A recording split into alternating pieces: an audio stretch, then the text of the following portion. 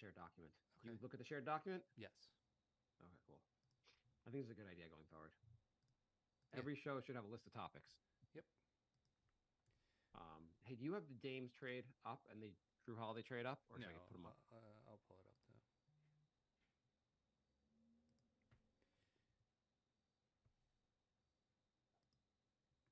Okay. You ready to go? Yeah. Why the hell not? All right.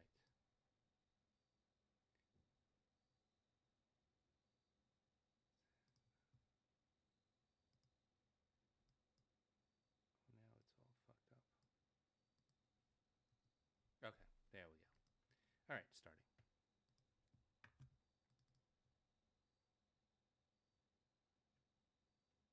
No? Starting for real? One of these. What the fuck is going on? Here we go. You got the trade up? We are the New York Knicks. I'm back. We're off to a great start here. What happened? We are the New York Knicks. What's what? The song is going like quarter speed. You didn't notice that? It was all like... I guess I didn't notice that. Okay. Did you send me the full trade details in a text?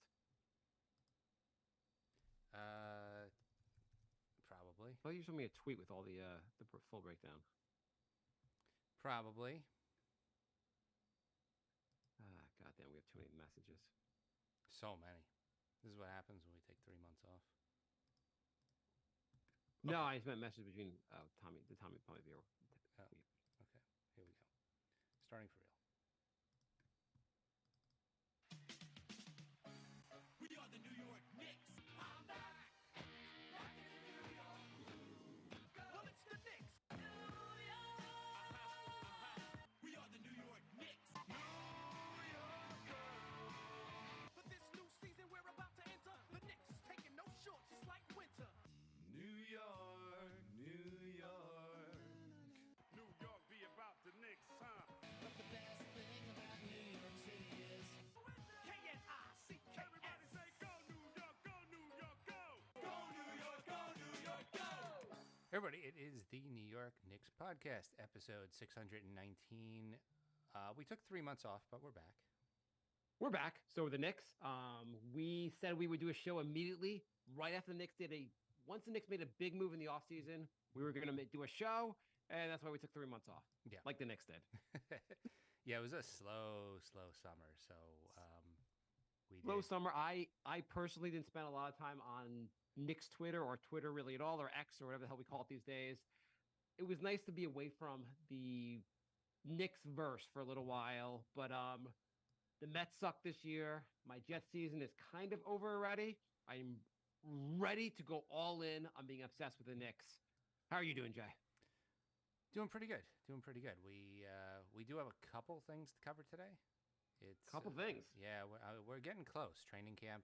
We have media day today, and training camp. We personally had media day. We were answering questions. Mm-hmm. We basically we went to every place we were invited, which is why the show's starting on time. And next year, maybe somebody will ask us to. Never, no one will ever ask us. We are very comfortable in being. Yeah. Anyway, Cult? Would you say a cult?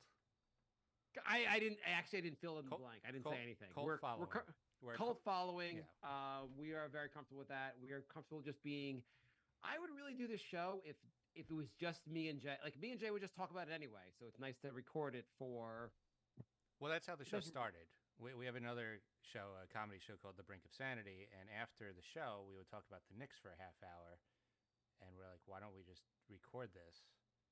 And we did a bunch of Brink episodes this summer, which the most of the feedback we got in the Brink show was do the Knicks show. So anyway, we're back. Yes. So if you're watching on the YouTube channel, there is a new Knicks podcast only YouTube channel at NY Knicks Podcast on YouTube. So this is going to be the last week we stream on the old channel, so please subscribe to the new channel. Why? Whatever. I don't know why you're doing that, but okay. We cool. need a dedicated channel because there's a lot of demand for the Knicks podcast on YouTube. Okay, cool. So this show we are planning on talking about the analysis of. I mean, this is Knicks, not NBA related, but the Dame trade that just broke. The Drew Holiday trade also that broke. Mhm. Should the Knicks have been involved in Drew Holiday? Should the Knicks have been involved in Dame? Should the Knicks be involved in Malcolm Brogdon? Should the Knicks be involved in anything in this offseason? We'll also talk through some things that have been going on in the offseason. I guess Randall left CAA. What does that mean? The Mitch, someone reported Mitch's trade value. Who cares? The Knicks offseason summary. Dante DiVincenzo is being part of the team. We had media day. We have a lot to cover. What do you want to start with, Jay? Let's just get the trade out of the way. Okay, let me ask you. So last summer, the entire offseason, the Knicks were like, well, Utah, we're the only team you could trade with. So we'll just wait. We'll just sit on our hands and wait for you to come to us and give us the best Donovan Mitchell trade we can get. Mhm. And so Donovan Mitchell went to Cleveland. This summer, Miami said, you have no other options, Portland. I guess we'll just wait here until you're ready to take Tyler Hero. And now Dame is on the Milwaukee Bucks. So let me ask you before we even analyze the trade, what do you think of the strategy of going, hey, you have no one else to trade with? Is that a good strategy? Bold move. Bold Cotton. move. 2 summers in a row, it was not the right move. There will always be another trade partner. So if you want someone, whether you're the Knicks or anyone else, you got to make a better trade. If the trade's not moving forward, someone else will move it forward for you. Yeah. So I'm glad that Dame wasn't able to force his way. I think that What do you think of the actual trade? How it like you we were the analysis of what actually happened. We're not analysis, the actual story of what happened. um how Portland kind of just got mad and Yeah. So essentially, Dame asked for a trade. Well, he was asked. I guess Portland asked him to sit out the last 10 games of the season so they can get a better draft pick, Mhm. which I think the NBA may or may not be looking into. Mhm. Then Portland got a great draft pick, the number 2 pick in the draft. They told Dame they would trade it. They did not trade it. They're like, we got Scoot. And Dame was like, what the hell? Trade me. And then Portland didn't want to trade with Miami. Dame came back and said, you know what? It's cool. I'll just stay here in Portland. And Portland said, go F yourself. You wanted to be traded? You're done. And we're going to move you. And he got moved to the Bucks. That story is pretty amusing. Like Dame, I guess, just thought he was gonna do whatever he wanted, like trade me or maybe I'll change my mind. And I don't think you could do that with 4 years left on your contract. Yeah, I do appreciate for once management saying, and not to ever root for management, but like you got 4 years left in your contract. You just signed a contract. You're supposed to play for us. If you want to be, if you want to bitch about it, we can do whatever we want. Also, Yeah. though, I guess the result is Dame playing for a title this year. Well, I'm just glad that Miami lost Vincent and Struz, and the big plan was to replace them with Dame. And now they don't have Dame. They're significantly worse than last season. Until they sign Bobby, who played junior college basketball and will play like Michael Jordan in the playoffs. Right. You know they'll find some random dude who's like, wow, how did the Miami Heat find an undrafted free agent to lead the NBA in scoring? Yeah. So right now they don't look as good. The Bucks, obviously Dame is awesome. They gave up Drew, which is pretty big.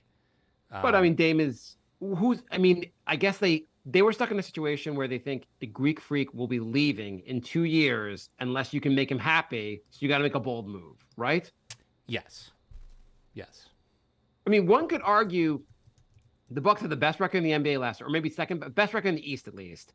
The only reason they lost in the playoffs was because the Greek Freak got injured against Miami. If he doesn't get injured, they might go to the finals. Mm-hmm. Do you think they should have run it back, or do you think the Dame move is the better move?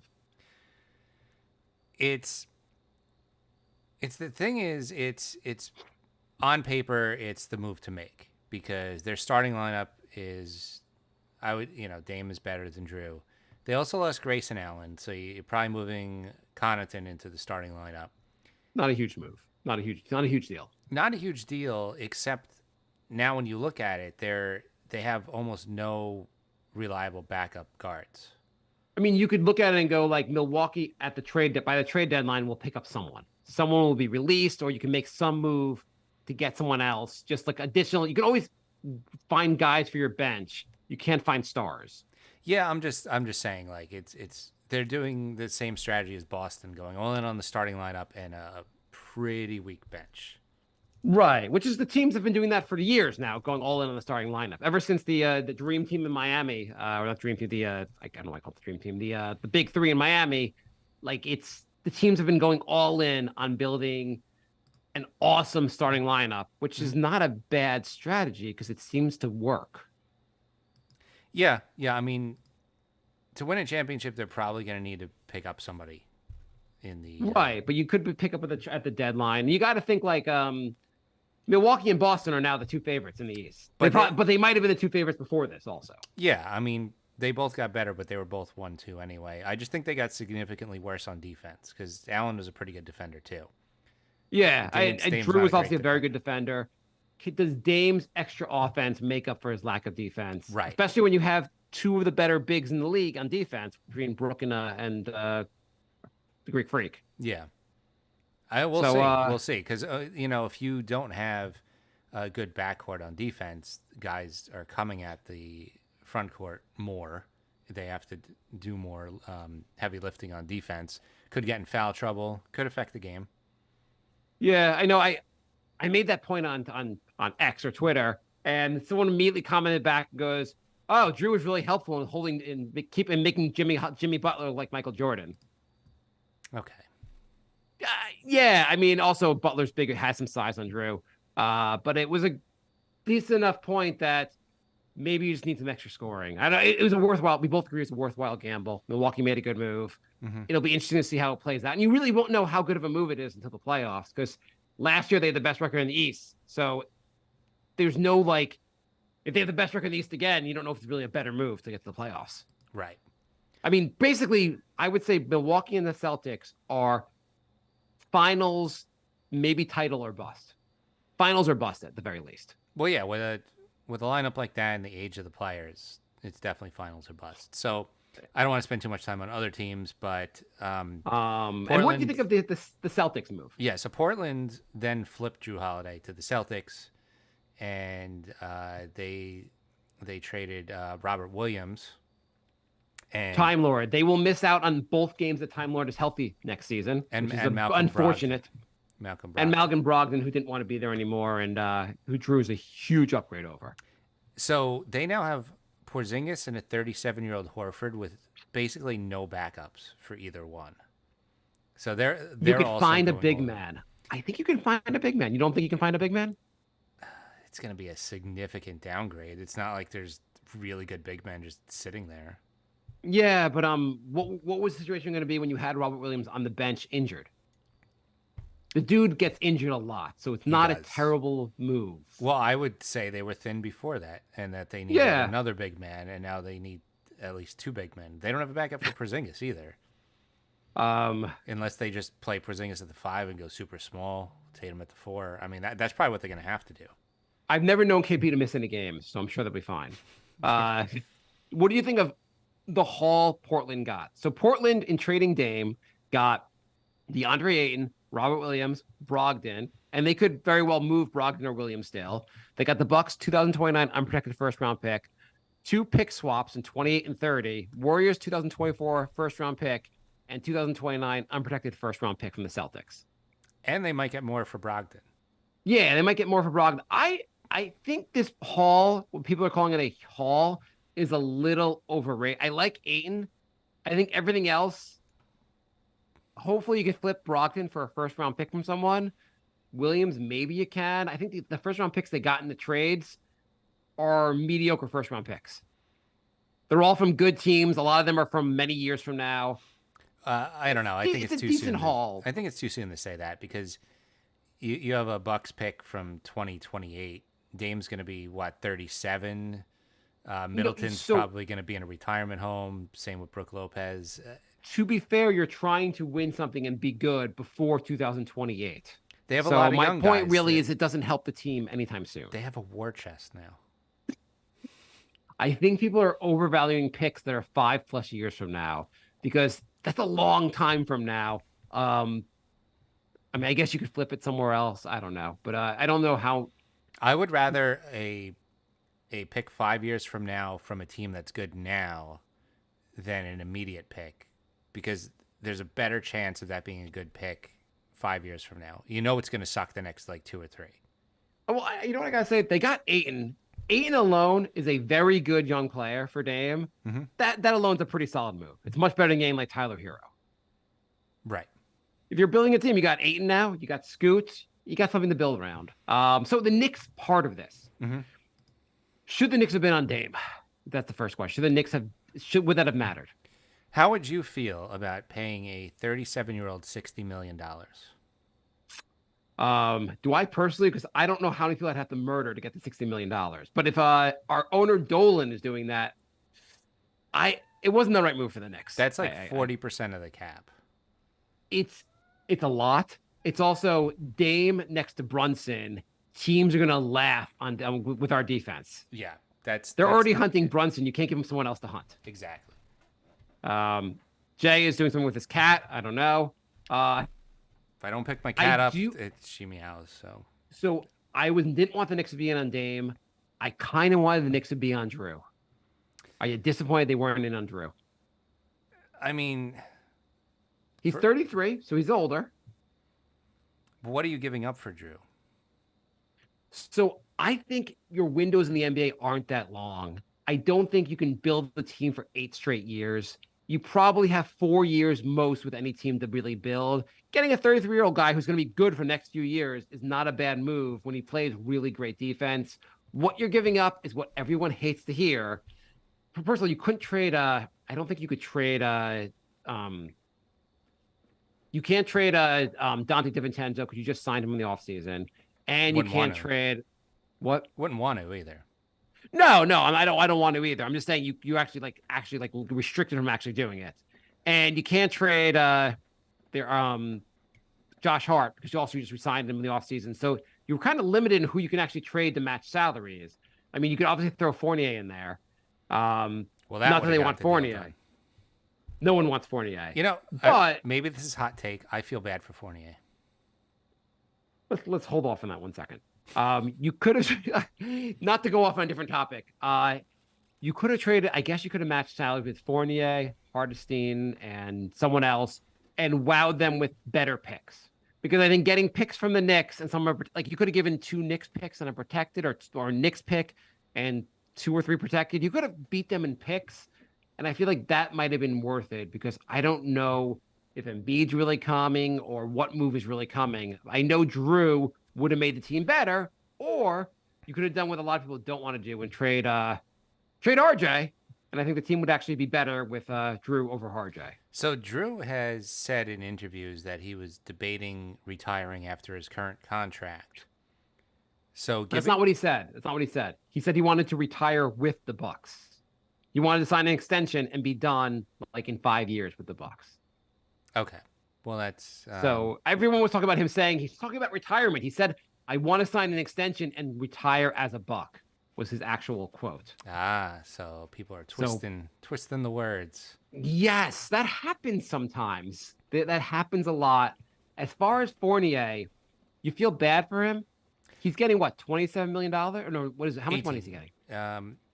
Is it 18? He wasn't that good when he played, but I don't think he was 0 minutes bad. And I just feel like making him sit the last 2 years of his prime and not giving him any minutes and not trading him is kind of messed up. I'm going to say the NBA is a business.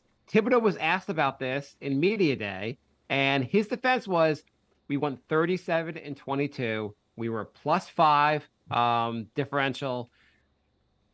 The numbers speak for it. The Knicks played really well. It's not a charity. He's getting a ton of freaking money. The Knicks are keeping him around until a trade opens up, whether they use him as filler on a good trade or someone actually wants him. The Knicks are not going to give assets to move this guy. It makes 0 sense. You make your own bed. You sign a big contract. You don't play well. That's the and he obviously wasn't that bad, but you I also mean, they attached assets to move players like 3 times last year. yeah, but they were trying to open up cap for reasons. It wasn't like there's no benefit to moving Evan Fournier. Like there's no you're just doing like you're just like, hey, we're a charity now. The Obi trade was one move of charity. That was a charity move. You don't need to do 2 charity moves. I would have played Fournier in the playoffs. I mean, well, not in the Cleveland series. Would you play him in the Cleveland series? No, the Miami series when everybody was shooting bad. Yeah, it'd be reasonable I then. would have thrown Fournier out there. Okay, but it's also Tibbs probably was like, hey, IQ can't really be this bad. Josh Hart can't really be this bad. Knicks were hitting shots the previous series. Like at some point, Tibbs was hoping guys would start hitting shots again. Yeah, but they didn't. Fournier's not he's not terrible. He just doesn't fit in Tibbs's system. You know what? If you want to blame anyone, don't blame Tibbs. Blame Leon Rose, because he got him. He wasn't like Tibbs went out and traded for this guy. Rose should have known Rose should have known his coach. I've had my for share him. of criticisms of Rose. We don't need to get into that. I'm just saying, do you really feel bad for a guy getting over $20 million to do nothing? Kind of. I do. Really? A little bit. Fournier. So, do you think the Knicks should do him a solid and give up assets to move him? Give up a first-round pick because we need to do him a solid? At this point, I don't know what they should do. I think they should have traded him. Would you give last up? year No. Would you give up a first-round pick to move him? No. First-round pick, absolutely not. Would you give him a protected first-round pick? Maybe those are kind of garbage.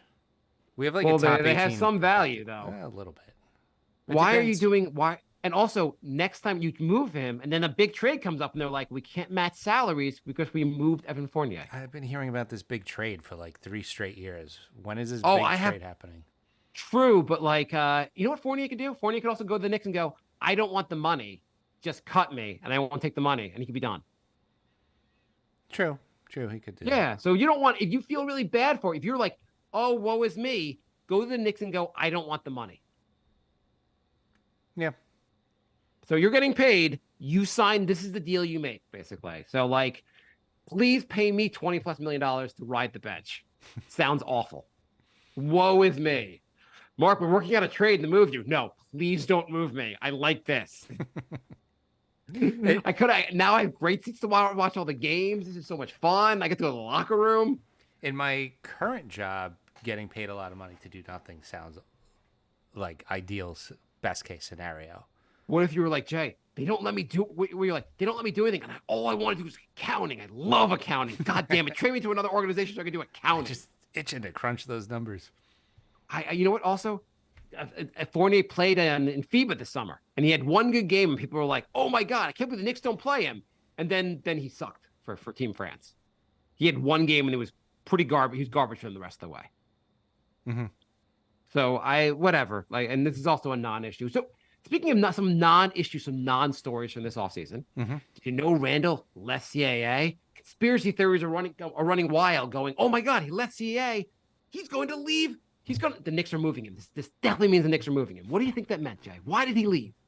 Well, according to him, he switched to RJ's agency to be closer to RJ. You know whose new agent is? Hmm. His old agent. The guy who was his agent left CAA last year, and Randall moved a year later to follow him. Likely, when the guy left, there was a 1-year non-compete where he couldn't where Randall couldn't move. So Randall probably waited for that non-compete to run out, and then joined his agent because he was loyal to his agent, not CAA. Most guys are loyal to their agent, probably. This is why you got to listen to us and not Twitter, because if you listen to Twitter, you'd think that he did that because he's had a falling out with CAA, and CAA is in charge of the Knicks, and he's getting traded soon. He literally just wanted to have the same agent he already had. And also, yeah, RJ's there also. So I guess that RJ being at CAA means not at CAA means RJ's getting traded as well. Mm-hmm.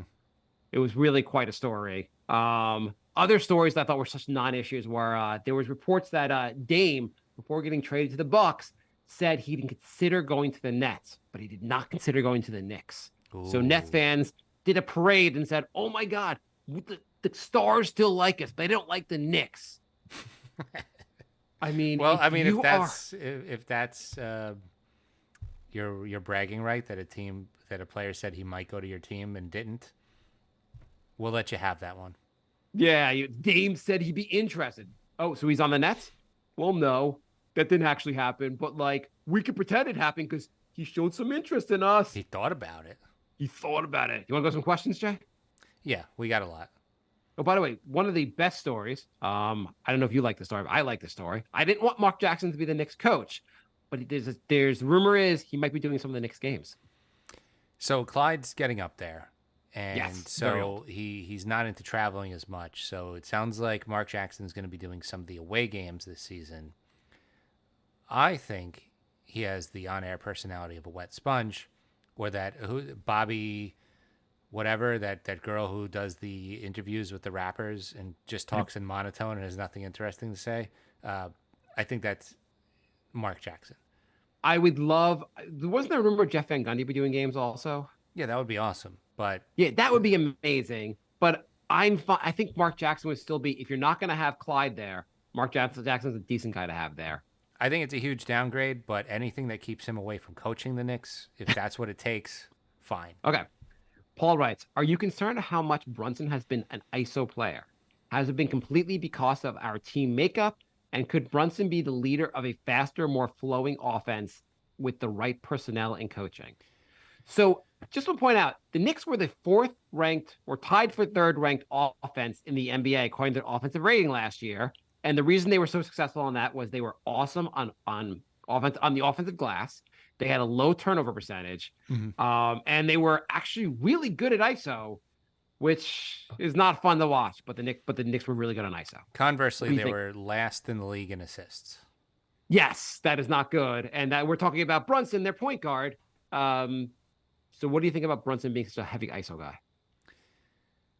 I think I would much rather he's amazing in the paint, and I get why he does so much of that.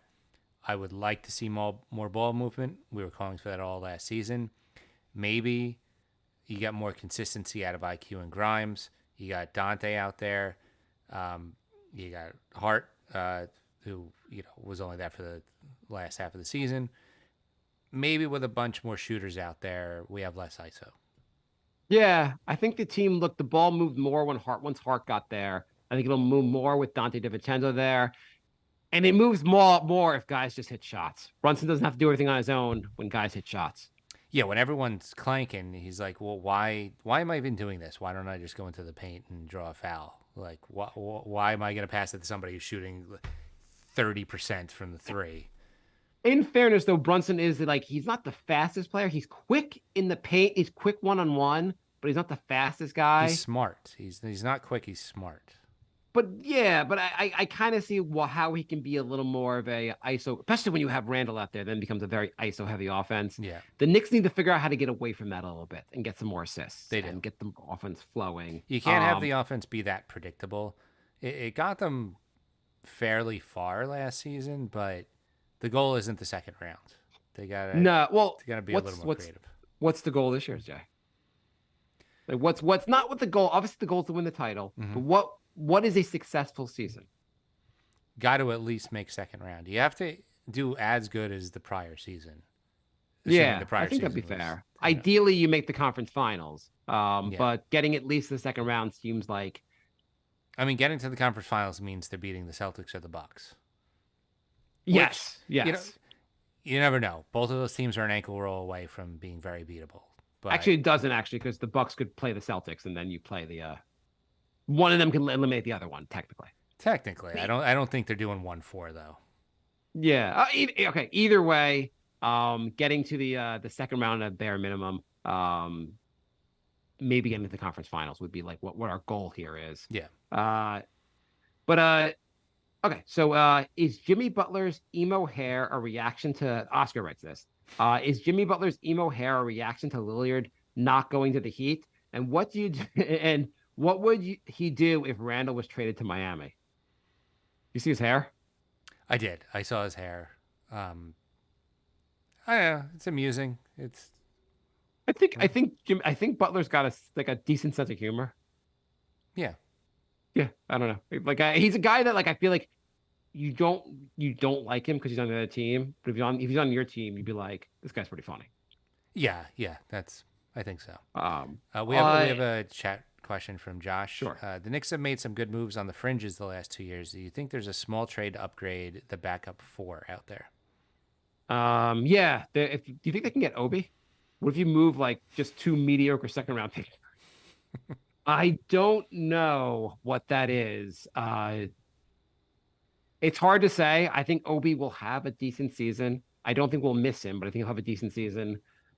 We could really use a backup four. I just don't know who it is. I know he's not on the roster right now. I don't think they really need one.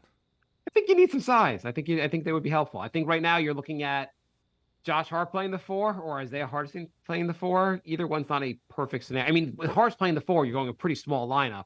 Well, you got which is iHeart, interesting. or you could go really big with Sims. Sims should not get regular playing time. He's just not that good. Look, Unless he shows a dramatic upgrade in this season. year 3 Sims? Come on. A three Year 3 Sims. What? Three Sims? What do you mean? Year 3. He's making the leap.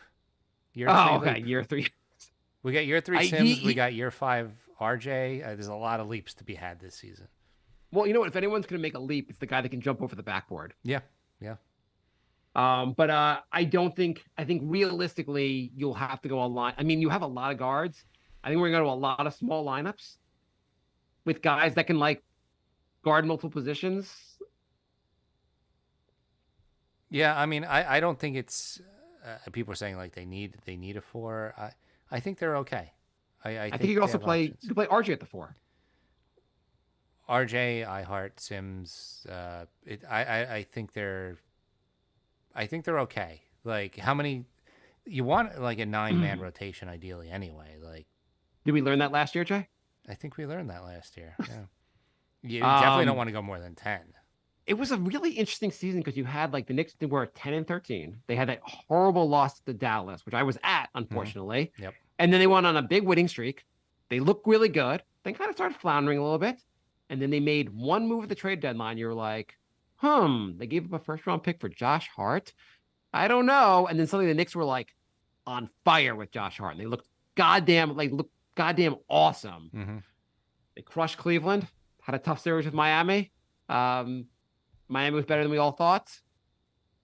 I don't know. This team, the good thing about this team is that like it's going to be last year, Brunson had to learn how to play with everyone. Everyone had to like kind of learn to play with each other. I think the nice thing is with the continuity, the team will be kind of off the races right away. Yeah, they have a lot of players that have played a lot of years together. So that's more important in basketball than people think. It's really, really hard to cobble together a team that instantly gels. Yeah, I mean the other teams are building very strong, like Celtics, Bucks, really strong, like 3 or 4 guys together. The Knicks are building 9 guys together who have a lot of experience together. The only new guy is Dante DiVincenzo, who's a guy that really plays well with others.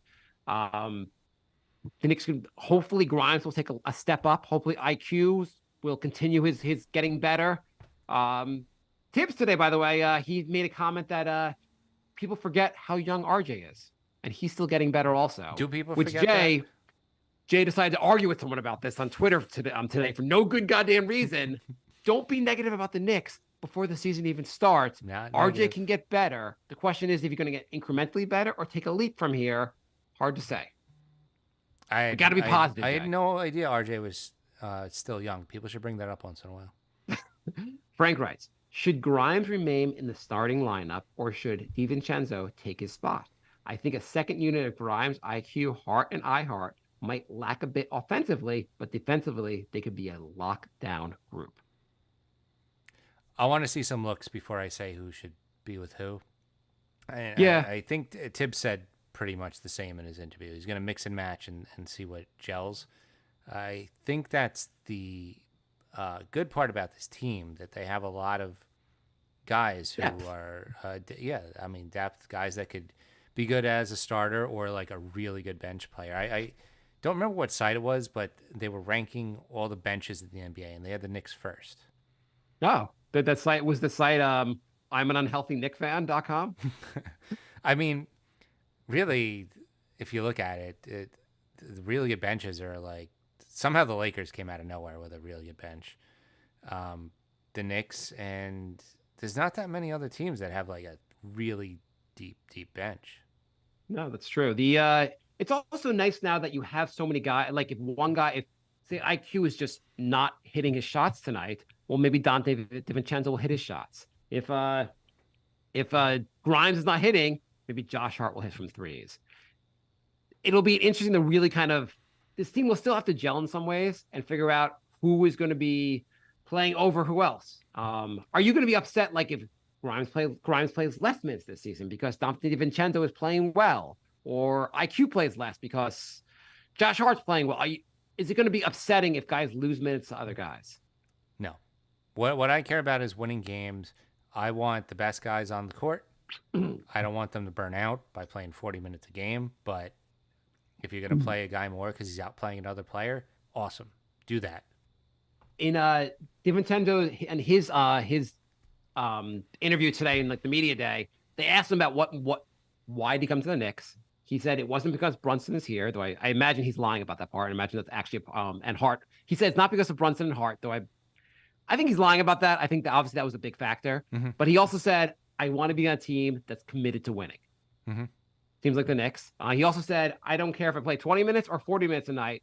I signed here to be here long term, and let's just see how it goes. Mm-hmm. Which I thought was the right approach. Yeah, the Knicks have a lot of players that say the right stuff in interviews. Other than Randall, everybody else seems to say the right things during interviews.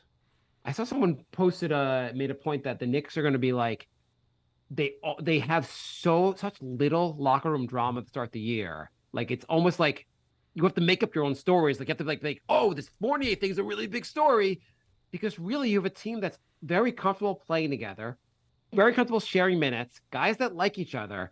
There's really no good media story besides these guys want to win. We had 2 or 3 seasons where we would keep track of the days between embarrassing events, and sometimes we wouldn't even get to do consecutive shows without the Knicks embarrassing themselves. Like it was a real, people forget how bad it was. Like we did multiple before seasons Tibbs like got here and before Rose got here, things were pretty darn bad. Even when they were good, the JR years, he was always doing something embarrassing. This team looks very uninteresting in a good way, in terms of like off the drama. Justin writes, give the ball to Brunson and let him run the offense. Randall needs to crash boards with Robinson more. Barrett and Grimes need to hit more clutch shots, and will be a top 5 seed in the East. End of story. Yeah, I mean, I think you got Milwaukee and Boston as the clear top. I think the next tier is the Knicks and Cleveland competing. Harden said if he doesn't get traded, he's going to make life hell. So he's already tanking Philly, which is probably my favorite story of the summer so far. The Philly stuff is funny as hell. It's like the opposite of the Knicks right now in terms of drama. But they make some good points here. Brunson should be running the ball. The ball goes to Brunson. He moves it. Randall needs to have the ball less in his hands. When he gets the ball, he needs to make decisions fast. He needs to crash the boards. Do what he does well. And Grimes and Barrett, if those guys hit shots, like this team looks so much better. I don't think there's any reason the Knicks should not be in the top 5 again. I would like to ask RJ Barrett to watch his diet during the season. I don't need him getting food poisoning for an entire month and a half and not hitting shots. Mm-hmm. Like if he can just hit shots consistently the whole season, that'd be really nice. Jan writes, what do you think of this team's composition? I love Josh Hart as a player, but do you like the idea of running a 6'4" guy who's good at rebounding as a backup 4? To me, the team lacks wing players and size, tremendous depth at the 1 and the 2. 3-4 is 1 player deep and 5 is good. Interested if you think this could be an issue this year. I don't. I think Hart's versatile, could play multiple positions. I think if you stagger the starters and the bench, I don't see a problem. I think Hart could play the 4 or 5. I think you need a guy that can play the 3-4, like guy who's like 6'7", 6'8". They need a little more size. They need another guy. So I don't think Hart is I don't think playing Hart at the 4 is a great solution. But then you got to trade somebody. Well, I think we see how things go, and maybe at the deadline, maybe you make a move for like another big, or I don't know. Let's see how this works out. It's wait and see right now. I do want to. I'm interested to see how this small ball stuff works. Rob says he really wants to get Bridges on this team somehow. I would love to get Bridges on this team. I assume we're talking about the wife beater, not the guy on the Nets. On the Nets, Yeah, and he's got chemistry with the other guys on the team. they too. all played at Villanova together. Yeah, that would be ideal. That would be awesome. There is no way unless he goes to the Nets and demands to be traded. There's just no way it's happening. Yeah, they wouldn't trade him to the Knicks anyway. Yeah, they wouldn't trade him. And even if he said like I'm only going there, they'd be like, okay, cool, we're trading you elsewhere. Like it's just they're not going to do it. Well, I mean, if his contract expires and he wants to sign that way. Did they re-sign him? Is that a big deal? Or has he signed a big deal or not? I feel like I think he has a couple more years left. I think he has a few more years. Yeah, it's going to be tough. Gonna have to play But the that would waiting be game. so awesome to have Bridges on this team. Maybe in 2027 or whenever the hell this. What do you think about Donovan Mitchell's becoming a free agent soon? I don't want to hear about any of this stuff. So he's his signed contract for, runs out. 3 more years. Yeah. Yeah, the summer of 2026. So that's forever from now. So it's a good to dream, but that's a long, long time from now. But I would love Bridges on this team. I think he'd be such a great fit. Yeah. Okay. Anthony writes, with the Bucks and Celtics getting way better, at least on paper, than all the other teams in the East. How do you guys think the Knicks will do this season? Do we expect another successful or winning season or a step back? I still think they're top 4. I really do. Yeah. I also think the Bucks and the Celtics, one of those two teams will not work out as well as everyone's expecting because of injuries, age. Horford gets injured, KP gets injured. The Bucks, they can lose Lopez, Middleton. Guys get injured. Maybe guys don't gel as well as we expect. Like there's going to be one of those two teams is not going to work out as well as people expect. That's my prediction. I mean, it's fair. They got a lot of new pieces and little depth. They both went for high risk, high reward. Los Dude on Instagram writes, what's your take on the rumors of Joel Embiid and Jimmy Butler reunion with the Knicks? How would the Knicks pull this off without diminishing the overall roster? I had not heard about Jimmy Butler coming to the Knicks. Is that a rumor? I guess they would absolutely have to pretty much gut the team for that. Okay, Joel Embiid though. Forget the Butler part of it. If Embiid says I want to be traded, do you make a huge trade for Embiid? No. No. Why not, Jay? Because that seems like the big swing. Like everyone, that seems like the one. Like if you're talking about big swings, like what else would there be? Like that seems like the guy. His playoff numbers versus his regular season numbers are eye-opening. Guys get better though. Guys get better. I mean, like when he's Jordan took a while before he made it all the way to the finals. Like guys get. I mean, obviously he's not Jordan, but like guys get better over time. Guys have played better in the playoffs. He's 29. He'll be 30 halfway through the season. His playoff numbers are like the last 2 seasons. His playoff numbers have gone down about 10 points a game. Not great. That's still better than Julius Randle. I mean, who's the big trade? Who's the big trade we're making? Or we're going to keep trying to get incrementally better? That's my question. I don't know who the big trade is. I mean, maybe Donovan Mitchell will be a free agent. Is it this offseason or is it next offseason? I think he has 2 more years there. It's that quick, huh? He never signed an extension. Oh, okay. So there's no he just didn't. I don't know if he wants to be in Cleveland. He has, or not dying to be there. He has this year, next year, and he has a player option for the year after. So likely he will be a free agent the summer of 2025, and the Knicks could work on a sign and trade. Yeah, it's possible. I mean, he'd be a good addition. I don't know. Also, Dylan Verado writes, do we have a lineup that can still compete after the recent deals the Celtics and the Bucks have pulled off? Yes. Obviously the Knicks starting lineup isn't as strong, but their bench is strong, and that creates a relentless attack that I don't think the other teams can sustain for 48 minutes. I think the Knicks, other guys have to leave the floor. if Randall, I mean, forget the regular season. The Knicks should be good in the regular season. If Randall can play like he does in the regular season in the playoffs, this team looks a lot better. Mm-hmm. If RJ can keep, if everyone can get a little bit better, the team looks a lot, and it's reasonable. Young guys can keep getting better. The team looks a lot more dangerous. If you just have them shooting league average from 3, and Randall doesn't get injured before the playoffs, the Knicks are a really dangerous team.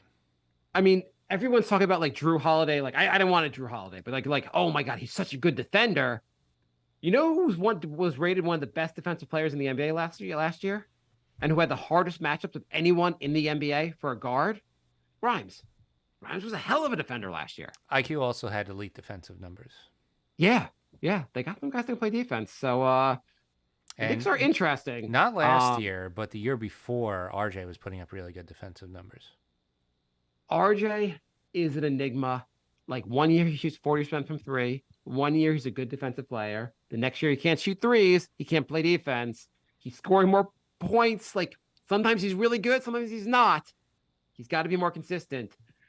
We need like a Frankenstein of like different years of different stats. We want like year 2 3-point shooting and year 3 defense and year 4 driving to the rim. Like combine all that.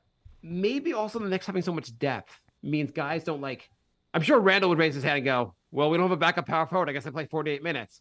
But in reality, maybe all this depth means everyone can play 32, 33, 34 minutes, play less minutes, and we can get more out of guys because they don't have to play as many minutes. You know, everyone complains about Tibbs and his minutes. Randall played the most with 34 minutes a game last season. Yeah, but there was one night when he played 40 minutes. So, like, screw it. That one night, that's the whole season. Yeah, it's just like Tibbs has been good with the minutes. Like, there was a stretch where he was playing guys too many minutes when they had a bunch of injuries. But other than that. Yeah, people complain about the minutes. But once they got Josh Hart, the minutes looked a lot better because he had more good players. Yeah. It's just like, I'm not going to play guys who I don't think are good just for the sake of minutes. And you know what's nice this year? He doesn't have to figure out whether he's going to play Evan Fournier. He doesn't have to figure out whether he's going to play Cam Reddish. He knows which guys he's going to play from the start. He's not going to pretend. I don't know why the Knicks signed Ryan RC, whatever his name is, who was on Villanova. I don't know why they signed him. He's not going to really play. A lot of so 1 through 10 makes sense. 11 through 15, I'm not sure why they're on the roster. Or 12 through 15, I'm not sure why they're on the roster. So my correction, 35.5 minutes a game last season. It's still pretty good numbers. Chris writes on Twitter or X. What have you guys been doing all summer? Catch us up on Mark and Jay. Jay, what have you been up to, Jay? Besides getting COVID? Well, that was a big portion of my summer was getting COVID. I didn't do much else. Relaxed. Still worked. Really uneventful. Not very. What an amazing catch up, Jay. That was really interesting. How many vacations did you go on? 2 or 3? I went to Maine for vacation. I also went to Delaware to the beach, and I went to and I went for a weekend to the what you call it in Massachusetts, the Cape Cod? Not Cape Cod, the Berkshires. Okay. I did go to Cape Cod for a weekend. Okay, you did something. Okay, stop bitching about nothing vacations. But anyway, I had a very nice summer. We forgot about the Knicks. We enjoyed other parts of life. I took up pickleball. Pickleball is really fun. This is the first time in 13 years we've taken the summer off from the podcast. I think we should do that from now on. Take the summer off. Do Brink. Do other things. It's healthier. I have to say, looking at all the content, people were obsessing about the Knicks on like August 7th, and you're like, nothing's going on. Stop arguing about who should play what position, or like just take the summer off. There's too many arguments in the offseason. Somebody did a Trevor Keels podcast, and I'm like, okay. I guess Trevor Keels is. By the way, I always love the training camp. Like, I'm in the best shape of my life. Trevor Keels, he's now 8 foot tall. Like, they have all these things about guys growing extra inches, guys in the best shape of their lives, guys. I've never worked out this much. I've never felt this good. Do you know RJ grew an extra arm? I know everybody like developed a 3-point shot that we'll never see in an actual game. Oh my God. I hate so much the workout videos. Like, here's Ben Simmons playing basketball on a workout video because he doesn't do that during the regular season. Yeah, he'll like drive against like a trainer who's 5'7", and they're like, look how he dominated in practice. I'm like, okay, let's. Ben Simmons released a bunch of workout videos so you could see him playing basketball because you can't do that during the regular season. Base Nick fan writes, are we first round exits now? I don't think this team improved like the other teams in the East. My answer is outside of playing Milwaukee and the Celtics, we shouldn't lose to anyone else in the first round. Yeah, I don't think anybody else really. I would argue that Philly and Miami got worse. Yes. And Did Cleveland get better? no, Cleveland I think stayed the same. They lost Osborne. They still have the same centers that are going to be destroyed by Mitchell Robinson and Ihart. Right. And are you worried about like any of the guys below? No, I don't think there's any reason to worry. I think the Knicks are going to be, in theory, and I've said this before in previous seasons and been wrong, but in theory, we should be in for a very fun Knicks regular season where they win a lot of games and then get worried. And then we should start getting worried in the playoffs. Right. Because that's when the Knicks are going to go to the playoffs. No question. They're going to have a maybe top 4, top 5 record. They're going to be good. We'll see what happens, but they should be they should make it past the first round. I still think second round is very realistic. Very realistic. I think this team is going to do a lot of damage. I think people are not realizing how good the Knicks team is going to be. I know they didn't make any giant swings, but I don't know if all these giant swings matter. I mean, Phoenix made a bunch of swings. They got Bradley Beal, which I do not think is going to work out as well as everyone expects in Phoenix. They also lost their big man. I think a lot of teams make a lot of moves and they don't always work out. The Knicks, I think continuity, a team that gels well together is very, very important. Nigel writes, Randall back up for the coming season now that Obi has gone. Potential trade targets.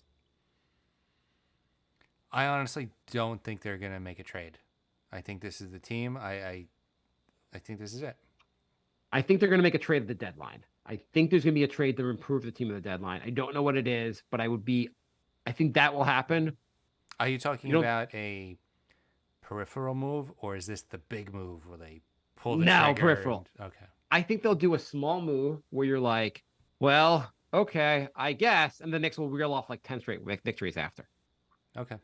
Rose's 2 of his 3 seasons here, he's made a smaller, not amazing move at the trade deadline that's worked out great. Yeah. Can't really argue with that. Like getting Derrick Rose was huge that year. Didn't make it, and then getting Josh Hart was huge. He knows he's doing a good job with those kind of things. True. I think we're almost out of time. Jalen Brunson, is he going to be an all-star this year? It's going to be really hard. The answer is yes, Jay. I think he might be like first snub because it's going to be really hard with, you got Dame and you got Jaylen Brown. I just, I think if Harden shows up, you're competing with him.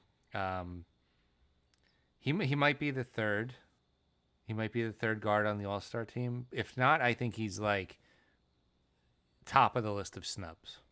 I think his numbers are going to be so good that it's going to be something where like they're going to vote for someone and be like, well, we got to put that guy on. And you're like, Brunson's better. Mm-hmm. I mean, right. I mean, like last year in the playoffs, who was better, Donovan Mitchell or Jalen Brunson? Look, we have an all-star caliber point guard and he's in New York. The fans should just vote him in and then there's nothing they can do. Yeah, he should get an insane amount of votes. There are so many goddamn Knicks fans out there. It should be our priority to make sure Jalen Brunson is starting on the All-Star team because we've given them that many votes. I'll call it a fail for Knicks fans if they don't get him to the top of the voting. I mean, and also I have to say, people are like, well, Brunson ISOs too much and like doesn't pass enough. This is the best point guard situation we've had in so many goddamn years. We should all just be thrilled that we have this guy who is going to play like an all-star for many years to come on the Knicks. Yeah, absolutely. He's been so much better than I expected. He was, and I feel like year 2 of him playing full time, in theory, he'll be even better. Yep. I feel like he's not going to be. He knows what he needs to do. There's so many guys that know what they need to do. Like Ihart said, it took like half the season for him to figure out his role on the team. Mm-hmm. gonna be a lot of interesting things that are gonna happen this year. Yeah. Who is going to take the biggest leap of the? By the way, Jay got pissed the other day when someone made the comment that Knicks don't play the young players still. I think it's ridiculous. They have one of the youngest teams in the NBA. Like when people say the Knicks don't play the young guys, they just mean this one guy at the bench that I like that isn't playing, because it's asinine to say they don't play the young guys. The only young guys that aren't playing are now on other teams. Cam's not playing, I guess, who's a young guy, and Obi. They're on, like, literally everyone else is playing. And they're all young. I mean, RJ Grimes and Mitch were all starting from like very early in their career and still play. IQ's young. Like it's insane to me to suggest that. People also just say asinine stuff. I remember one thing, it was like they were like, Obi's got to play over iHeart. You got to play the young guy, and you were like, the same age. Right. I know. I mean, whatever. I mean, you may prefer Obi over him. You can't say the young guy when they're literally the same goddamn age. I have this insane theory that they should just play the guys that are better. Yeah, that would be a solid move. Which of the guys, which of the young players? I'm going to say which of this group? Okay, IQ, Grimes, and DiVincenzo. Because I don't know if I should throw him in with them, or which of these three guys are going to make the biggest leap this year? And I don't know if I should throw Dante in there or not, but I guess whatever. I think Grimes. Do you think Grimes? I feel like Grimes is going to be. He has All-Star, not this season, but he's going to. I feel like he has All-Star in his future. Really? I think he's going to be maybe borderline. I think he has a lot of potential that's going to do. I mean, he's only going to year 3, right? Mm-hmm. I think this guy's actually going to be really, really good. Like, I think year 6 of Grimes, we're going to be like, wow, this guy's awesome. I mean, that would be amazing. I mean, we kind of need someone that's like to make that jump also. Yeah. But I think his 3-point shooting is going to become more consistent. His defense is already really good. His playmaking is going to get better. Dude's going to be awesome. Okay. Yeah, I mean, to have a really good 3-and-D guy that the Knicks drafted would be just so much fun to root for. It'd be so much fun to have a really good point guard. Check. It'd be so much fun to have a really good 3-and-D guy. Gonna happen. Check. It'd be so much fun to have a really good center who plays defense. Mitch. Check. It'd be so much fun to have a deep team. Check. It'd be so much fun to have continuity. Check. It'd be so much fun to be a Knicks fan. And win a championship so we can retire. Holy shit, it would be nice to win it. I'd like them to win. I'd like not to die before the Knicks win a goddamn title. Seriously. All right. I want to thank everybody for joining. We're nyknickspodcast@gmail.com. If you want to email us, nyknickspodcast on Facebook, Instagram, and Twitter. And our tag on YouTube is at nyknickspodcast. You know, Jay, what happens next Monday? Next Monday is preseason. First preseason game. Wow, coming up quick. Okay. Also, our fantasy draft episode will be October 14th. I think a spot opened up, so email me, nyknickspodcast, if you want in. Okay. All right. Thanks for listening, everybody, and we will be back next week. We're going back to weekly, folks. Goodbye. Yes. Goodbye,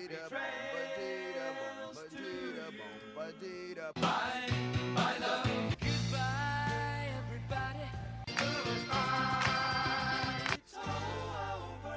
It's time to go. This is the end. Say goodbye.